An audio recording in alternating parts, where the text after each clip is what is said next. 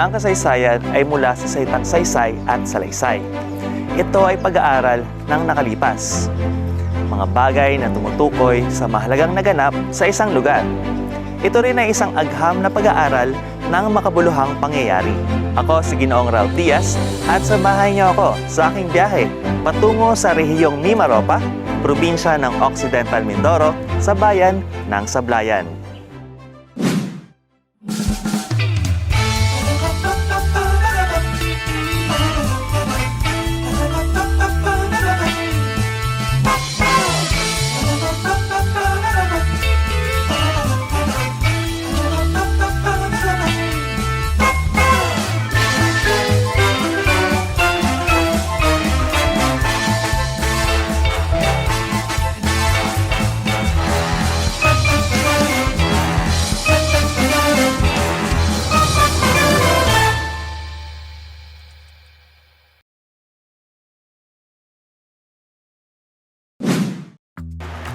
Matatagpuan ang bayan ng Sablayan sa isla ng Mindoro. Mula Batangas, lalakbayin mo ito sa halos 2 oras na biyahe gamit ang Roro. Mula sa pantalan ng Abra de Ilog, ang bukana ng Occidental Mindoro sa Hilaga, babagtasin mo ito ng halos 107 kilometro gamit ang anumang sasakyang panlupa. Ang Sablayan ang pinakamalaking munisipalidad sa ating bansa na may sukat na 2,018 na ektarya at ito ay binubuo ng 22 barangay na matatagpuan mismo sa gitna ng lalawigan. Kaya naman, ito ay tinawag na Heart of Occidental Mindoro. Ang pangalang Sablayan ay nagmula sa salitang sablay, isang terminong Bisaya na nangangahulugang wave convergence.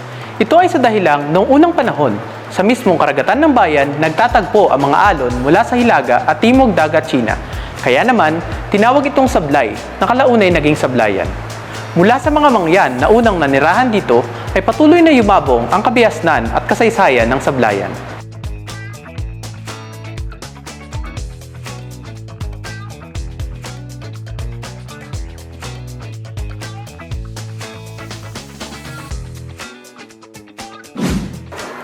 Bahagi ng mayamang kasaysayan ng bayan ng Sablayan ang kwento ng lumang simbahan ng Sablayan. Ito ay formal nang kinilala ng National Historical Commission of the Philippines bilang isang pamanang pangkarinangan o cultural heritage. Matatagpuan ito sa barangay poblasyon ng Sablayan sa paanan ng Burol at tabi ng dagat. Poblasyon ang dating sentro ng Sablayan sa dahilang sa tubing dagat na ninirahan ang mga tao noon.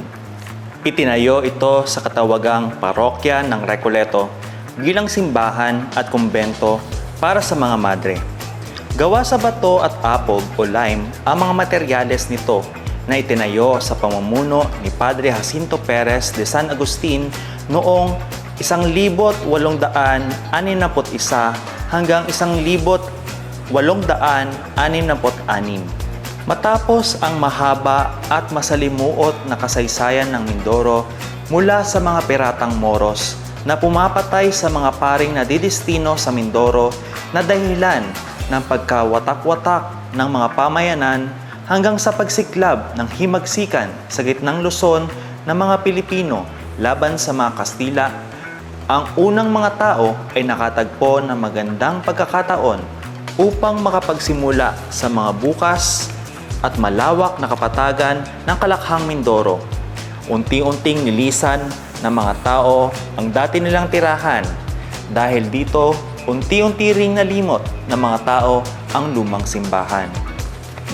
Noong 1953 nang simulang ipatayo ng Societas Verbi Divini o SVD ang bagong simbahan at kumbento sa higit na malaki at malawak na espasyo ng Barangay Buenavista, ang bagong sentro ng ekonomiya at sosyo-politika ng bayan ng Sablayan.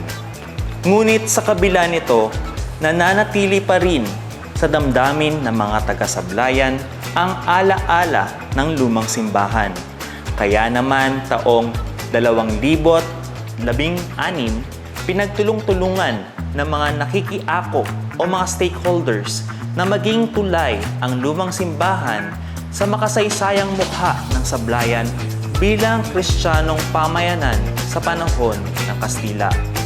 Sa pagsulong ni na Architect Wilmer Godoy at nooy Konsehal Walter B. Marquez na ngayon ay punong bayan na, inihain sa National Historical Commission of the Philippines ang proyektong magpapanumbalik ng simbahan sa kanyang dating anyo at dignidad.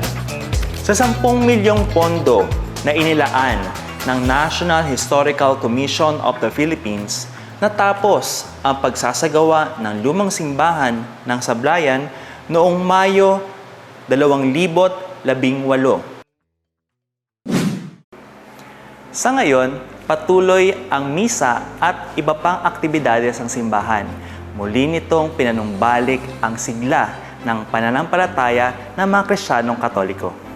Bagamat walang makapagtukoy sa tunay nitong kwento dahil sa kakulangan sa pananaliksik, sa damdamin ng kasalukuyang mamamayan, isa itong tinaguriang lumang simbahan na kinamulatan at kinalakhan. Ang barangay poblasyon na kung saan matatagpuan ang lumang simbahan at Parola Precinct Park ay idiniklara ng isang ordinansa bilang isang heritage area. Ito din ay pinagkakalooban ng pondo upang mapanatili ang kaayusan at pagpapaunlad ng nasabing lugar. Nang sa ganon, patuloy itong kilalanin bilang mga kayamanang kultural ng bayan ng Sablayan.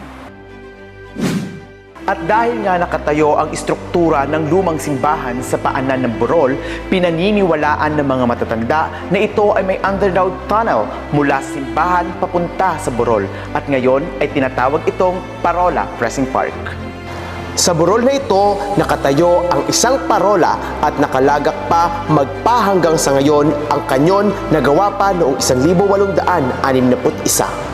Dito nakapwesto ang mga tagamasid at tagapagtanggol na nagbibigay ng babala sa mga tao laban sa mga piratang Muslim na paparating mula sa dagat. Ang burol na ito ay ginamit din ng mga sundalong Hupanes noong ikalawang digmaang pandaigdig. Ang pangalan ng Precinct Park ay hango sa pangalan ng asawa ng dating mayor ng Sablayan, Loreto Orieta, na si Presentacion Presing Costa Bundang. Sa ngayon, isa na itong parke kung saan makikita ang pinakamagandang tanawin sa paglubog ng araw dito sa Sablayan. At dyan nagtatapos ang ating episode sa ating biyaheng kasaysayan. Maraming salamat sa pagsama sa ating biyahe dito sa Sablayan, Occidental Mindoro. Mula sa Mindoro Group, ako nga pala si Ginoong Ralph Diaz at nagpapasalamat kami kay Prof. Xiao sa pagbibigay ng proyektong ito. Muli, binabati namin kayo ng isang magandang araw at God bless po sa ating lahat. Matuto sa nakaraan. Bawat pangyayari may malalaman. Tuklasin ang mahalagang bahagi ng ating kasaysayan. Linangin ang kaalaman sa yaman ng nakaraan. Tara na sa biyaheng kasaysayan!